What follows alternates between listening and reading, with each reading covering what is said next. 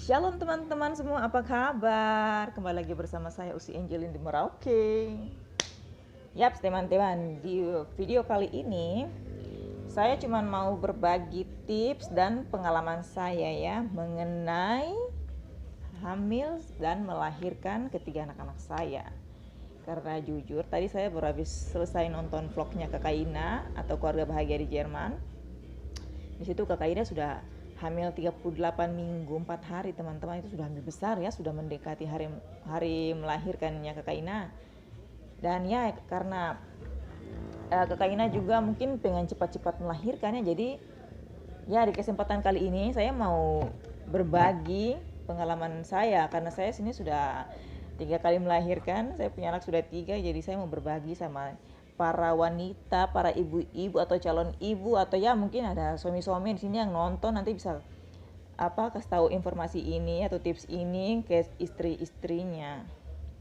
Jadi teman-teman, karena saya lihat Kakak Ina juga ada berjuang ya, jadi saya mau kasih tips ini, mudah-mudahan juga para subscribernya Kakak Ina, saya juga termasuk subscribernya Kakak Ina ya, karena saya suka semua vlog-vlognya Kakak Ina tuh seru, karena ya mungkin kita sama-sama dari Papua, tapi saya kan Papua Selatan, Kakak Ina dari Raja Ampat ya. Jadi saya semangat karena Kakak Ina itu kan sama-sama kita dari Papua, jadi ya saya senang saya dengan setiap vlog-vlognya Kakak Ina gitu. Jadi saya juga termasuk subscribernya Kakak Ina. Mudah-mudahan ada yang nonton di sini bantu sampai ke Kakak Ina lah informasi ini, supaya mungkin informasi yang saya berikan ini bisa bermanfaat bagi Kakak Ina, bisa berguna juga bagi Kakak Ina. Dan bukan Kakak Ina saja, saya juga nonton vlognya ini ya, Ibu RT di Belanda. Teman-teman, saya juga sebagai subscribernya Ibu RT di Belanda dan saya juga suka nonton vlog-vlognya. Di situ juga kalau tidak salah Ibu RT di Belanda juga lagi hamil ya, lagi hamil 5 bulan. Jadi ya sekalian ya saya mau kasih tips buat Kakak Ina, mudah-mudahan Kakak Ina bisa nonton video dari saya sama Ibu RT di Belanda ya, atau Kakak Lita. Hai Kakak Lita dan Kakak Ina, semoga kalian lagi nonton video saya ya. Jadi nanti kalian tolong bantu share sampai di Kakak Ina ya, biar Kakak Ina juga bisa mendapatkan informasi tambahan dari saya, karena ini menurut pengalaman saya teman-teman, dan saya jamin ini berhasil 100% lah berhasil, karena saya sudah 2 kali coba ini goreng karibo ini. Mama ada bicara-bicara keribo deh, pele-pele layar nih bagaimana ya teman-teman. Waktu saya hamil besarnya Gloria, ini waktu saya cerita waktu dari hamil besar saya teman-teman biar cepat. Itu saya waktu tinggal di kampung bersama ibu mertua saya. Jadi saya waktu itu hamil sekitar 7 bulan 8 bulan itu kan sudah hamil tua. Jadi saran ibu mertua saya itu harus rajin-rajin angkat berat, terus rajin-rajin jalan pagi atau jalan sore, pokoknya harus aktivitas bergerak, itu harus bergerak, jangan malas-malas, jangan kebanyakan tidur teman-teman. Jadi seperti itu. Jadi ya karena saya punya keinginan ingin cepat-cepat melahirkan, karena itu kan hamil anak pertama, jadi pasti penasaran yang begitu besar, ingin lihat dia punya wajah dan segala macam. Jadi ya saya ikuti saja tuh. Jadi saya mulai angkat air dengan ember cat besar yang dia punya tinggi sebatas pinggang kayak itu kalau tersalah, pokoknya ember cat besar teman-teman. Itu bolak-balik kamar mandi, timba sendiri untuk cuci piring. Waktu itu kan di kampung kan begitu ya, kehidupan di kampung itu harus angkat air dari sumur ke kamar mandi, jadi apa-apa semua harus diangkat air. Jadi itu saya sudah rajin-rajin angkat air, terus rajin-rajin jalan pagi, jalan sore, karena saya mau cepat-cepat melahirkan. Nah terus pada saat ketuban pecah ini teman-teman, ini saya tidak tahu sama sekali, tapi malamnya itu kebetulan ada suami saya juga, dia datang. Malamnya dia sudah bilang waktu kita tidur, suami saya sudah mencium bau kayak telur busuk begitu. Terus suami saya ini kan dia punya penciuman tajam, dia bisa, kalau dia sudah bilang bau telur busuk lah, itu berarti sudah macam tanda-tanda begitu. Jadi saya sampai sekarang kalau dia bilang bau telur busuk tuh saya sudah curiga teman-teman. Jadi waktu itu dia sudah bilang ini macam Sarah cium-cium bau telur busuk kan. Jadi langsung sudah saya bilang, jangan sampai besok apa. Ya teman-teman, begini besok pagi kita semua ada duduk makan sarapan, pisang goreng dengan teh hangat.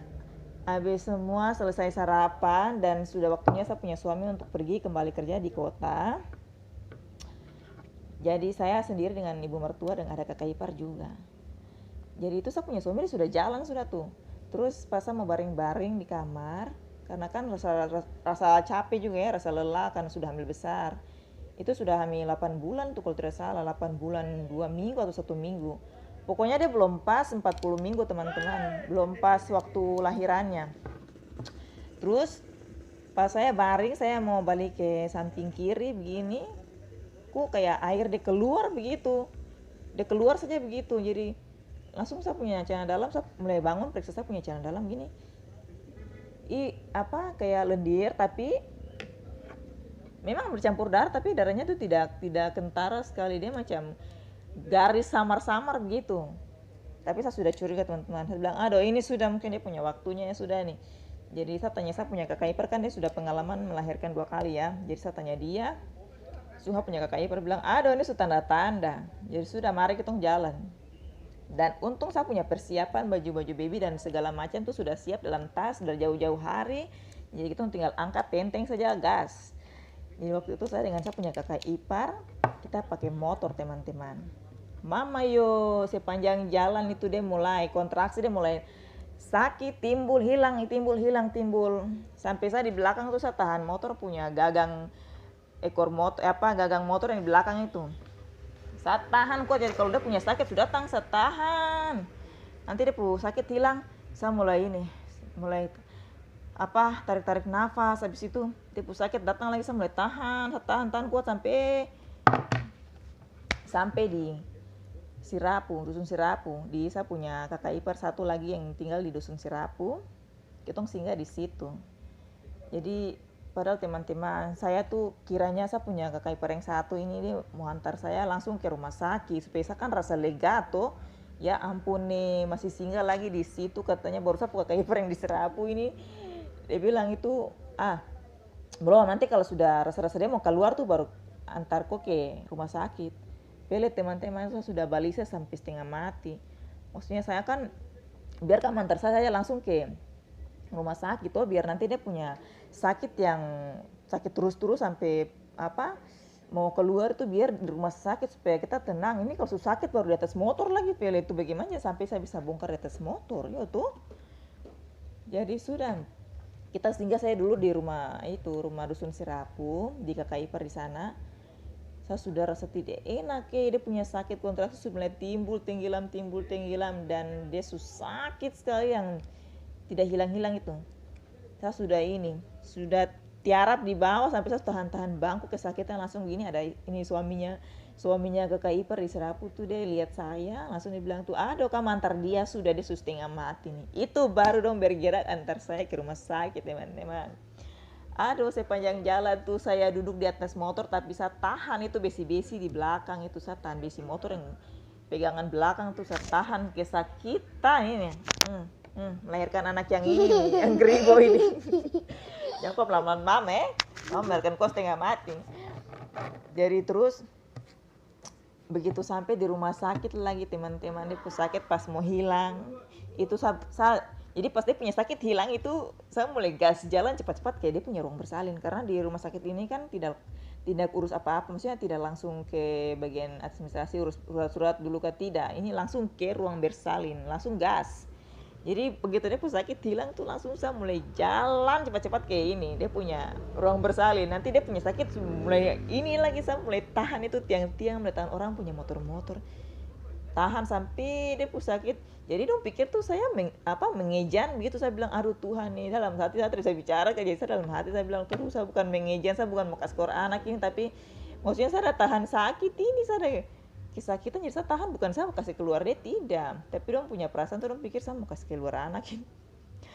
Dan pas dia sakit hilang saya masuk lari tidur di atas itu langsung ruang bersalin. Dan teman-teman, karena melahirkan anak pertama ya, jadi saya baru tahu itu melahirkan anak tuh setengah mati apa. Baru sampai di rumah sakit, sampai di tempat tidur, suster masih cek lagi, ini belum pembukaan lengkap, masih pembukaan berapa waktu itu 35 dan tidak tahu, saya tidak mengerti itu pembukaan lengkap itu. Pokoknya belum bisa untuk kasih keluar begitu belum. Ampun teman-teman, sapu setengah mati apa? Sapu kaki sampai sunai di atas jendela-jendela hablang. Saya sudah bayangkan tuh dia punya sakit yang setengah mati. Bayangkan itu dari saya datang dari jam 9 pagi sampai sampai jam 3 sore teman-teman. Depo tete sampai dari Murang, baru anak ini lahir. Jadi Glory langsung dia lahir jam 3 sore itu. Dan langsung saya rasa lega sekali, yang penting anak ini keluar sudah. Karena mama sudah menderita sekali, punya rasa sakit tulang belakang itu yang bikin, aduh, memang minta nas. Jadi sudah. Terus sekarang saya lanjut lagi waktu hamil besar si Gabriel ya teman-teman. Jadi waktu saya hamil Gabriel itu sudah hamil besar, saya mulai kumpul-kumpul informasi tuh, mulai cari-cari informasi dari berbagai macam situs dan segala macam. Saya cari di YouTube lah, saya cari di mana-mana tentang cara-cara yang atau tips yang untuk mempercepat ini ya persalinan gitu, ternyata tidak menderita karena rasa sakit kontraksi yang begitu lama begitu, atau pembukaan yang belum lengkap tuh. Teman-teman saya suka teman-teman tidak mau. Jadi sudah, karena saya baca itu salah satunya kalau sudah menjelang melahirkan itu, kalau sudah hamil tua sekitar 7-8 bulan atau 8 bulan lah, mulai 8 bulan berjalan itu teman-teman harus rajin jongkok. Jadi itu yang saya dapatkan informasi, itu yang saya pakai sampai sekarang. Jadi saya mulai jongkok. Jadi kalau saya mau pel saya jongkok. Jadi posisinya begini teman-teman, jadi saya mulai jongkok itu dari, jadi kalau saya mau ngepel lantai, bukan ngepel lantai kan, kalau biasanya ngepel lantai kan begini ya posisinya, tapi saya kalau ngepel lantai waktu itu hamil besar, saya sengaja jongkok begini. Saya jongkok baru saya sambil lap mundur-mundur. Jadi harus jongkok begini teman-teman posisinya, biar dia mempercepat pembukaan keluar gitu teman-teman. Terus waktu saya kalau mau masuk di toilet, mau buang air besar atau kecil, sama saya juga jongkok seperti begini teman-teman. Jadi saya kasih begini ya, masa menghadap ke situ lagi. Jadi saya jongkok begini. Karena saya punya perut kan waktu itu besar ya. Jadi jongkoknya begini saya teman-teman. Tapi ingat, jongkok perlahan-lahan, jangan kan langsung buang pantat begini langsung kayak deh pecah tiba-tiba lagi. Lakukan cara ini pelan-pelan teman-teman. Jadi pelan-pelan saja, macam begini, pelan-pelan. Baru teman-teman mulai buang air atau lakukan aktivitas apa. Bahkan kalau teman-teman lagi duduk cerita-cerita, usahakan jongkok saja. Tapi jangan terlalu lama-lama juga. Kalau sudah rasa pegal, langsung duduk saja atau berdiri ya teman-teman. Seperti begitu. Tips saya sampai sekarang saya masih pegang tips ini teman-teman. Jadi begitu teman-teman. Dan waktu melahirkan Gabriel itu saya berhasil teman-teman. Padahal selama ini saya tidak merasakan tanda-tanda kontraksi begitu, tidak ada. Jadi pas malam tahun baru itu saya memang sudah rasa kayak lelah ya, badan lelah, capek. Jadi saya biarkan mereka nih yang merayakan malam tahun baru di luar, makan-makan di luar dengan keluarga, tapi saya tidak, saya sendiri masuk ke dalam kamar dan saya ketiduran.